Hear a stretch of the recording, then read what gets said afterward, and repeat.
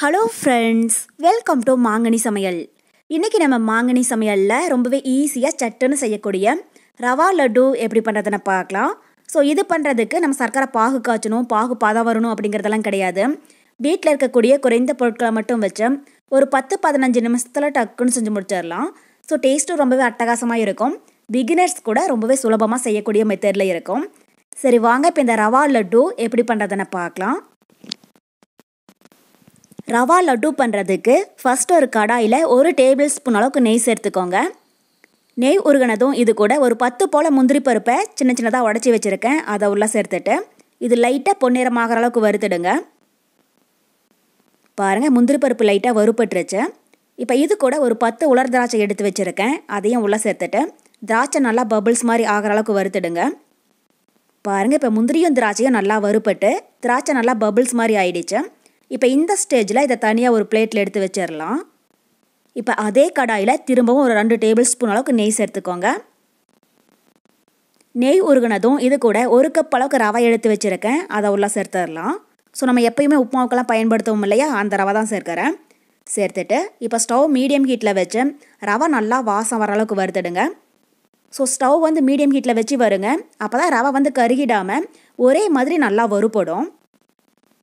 பாருங்கள், இப்போ ரவை நல்லா வறுப்பட்டு நல்லா ஸ்மெல் வர ஆரம்பிச்சிடுச்சு. இப்போ இந்த ஸ்டேஜில் நம்ம வறுத்து வச்சுருக்கிற முந்திரி திராட்சையை உள்ளே சேர்த்துடலாம். கூடவே வாசனைக்காக 1/4 டீஸ்பூன் அளவுக்கு ஏலக்காய் பவுடர் இதெல்லாம் சேர்த்துட்டு ஒரு டைம் லைட்டாக கலந்து விட்டுருங்க. கலந்ததுக்கப்புறமா இப்போ இது கூட 1 கப் அளவுக்கு சர்க்கரை பவுடர் சேர்த்துடலாம். ஸோ சர்க்கரையை நல்லா பவுடர் பண்ணிவிட்டு நம்ம எந்த கப்பில் ரவை அளந்து எடுத்தோமோ அதே கப்பில் 1 கப் ரவைக்கு 1 கப் அளவுக்கு சர்க்கரை பவுடர் சேர்த்துக்கோங்க. இனிப்பு வந்து அளவாக இருக்கும். சேர்த்துட்டு இதோட டைம் நல்லா கலந்து விட்டுருங்க. சர்க்கரை பவுடர் வந்து ரவையோட சேர்ந்து வர அளவுக்கு கலந்து விட்டதுக்கப்புறமா இது கூட 1/4 கப் அளவுக்கு காய்ச்சி ஆற வச்ச பால் எடுத்து வச்சுருக்கேன், அதை கொஞ்சம் கொஞ்சமாக உள்ளே சேர்த்து நல்லா கலந்து விட்டுறலாம். ஸோ பால் பார்த்தீங்கன்னா அதிகமாக சேர்க்க வேண்டாம், 1/4 கப் அளவுக்கு சேர்த்திங்கனாலே போதும்.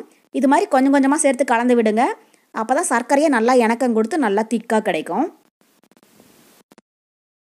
இப்போ திரும்பவும் மீத பாலையும் உள்ளே சேர்த்துடலாம். பாருங்கள், இது மாதிரி கொஞ்சம் கொஞ்சமாக பால் சேர்த்து ஒரு 2 நிமிஷத்துக்கு கைவிடாமல் நல்லா கலந்து விட்டுட்டே இருந்தீங்கன்னா சர்க்கரை நல்லா இலகி ரவையோட ஒன்றா சேர்ந்து வந்துடும். அவ்வளோதான். இப்போ இந்த ஸ்டேஜில் நம்ம ஸ்டவ் ஆஃப் பண்ணிவிட்டு இதை உடனே வேற ஒரு பிளேட்டுக்கு மாற்றிடுங்க. பாருங்கள், உங்களுக்கு பார்க்குற போதே தெரியும், இந்தளவுக்கு கொஞ்சம் இணக்கமாக தான் இருக்கணும், அப்போ தான் லட்டு பிடிக்கிறதுக்கு கரெக்டாக இருக்கும். இப்போ வேற ஒரு பிளேட்டுக்கு மாற்றிட்டு ஒரு 5 நிமிஷத்துக்கு நல்லா ஆற விட்டுருங்க. ஆறினதுக்கு அப்புறமா நம்ம லட்டு பிடிக்க ஆரம்பிச்சிடலாம்.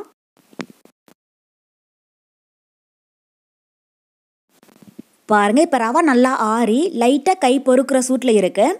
இப்போ இந்த ஸ்டேஜில் கையில் கொஞ்சமாக எண்ணெய் இல்லைன்னா நெய் தடவிட்டு உங்களுக்கு வேணுங்கிற சைஸில் லட்டு பிடிச்சிக்கோங்க. இது மாதிரியே நல்லா அழுத்தம் கொடுத்து லட்டு பிடிச்சிக்கோங்க, அப்போ தான் உதிர்ந்து போகாமல் இருக்கும். பாருங்கள், அவ்வளோதான். இதே மாதிரி எல்லா ரவையுமே லட்டு பிடிச்சி எடுத்துக்கோங்க.